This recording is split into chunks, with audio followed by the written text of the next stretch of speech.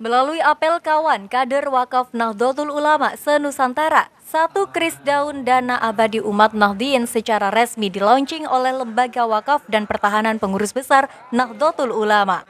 Peresmian dilakukan di gedung KBIH Rohmatul Ummah An-Nahdliyah Sidoarjo dengan ditandai ikrar kawan atau kader Wakaf Nahdlatul Ulama. Selain ikrar, LWP PBNU juga melakukan sosialisasi adanya program daun atau dana abadi umat Nahdliyin dan manfaat adanya wakaf uang ini.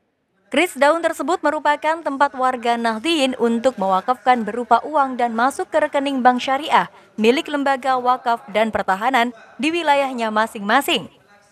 Wakaf uang ini akan dibuat untuk wakaf produktif diantaranya bisnis, rumah sakit, ponpes, masjid, membantu anak yatim, beasiswa, dan lain sebagainya.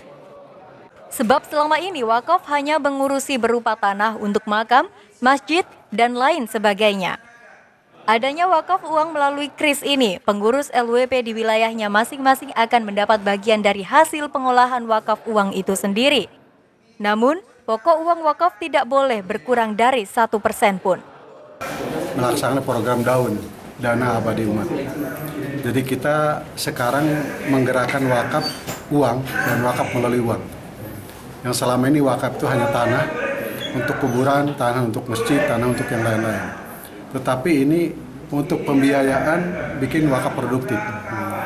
Umpamanya kita punya tanah sekarang strategis, kita bisa buat apartemen, bisa buat rumah sakit, bisa buat pondok pesantren dan masjid yang lain. Itu bermanfaat.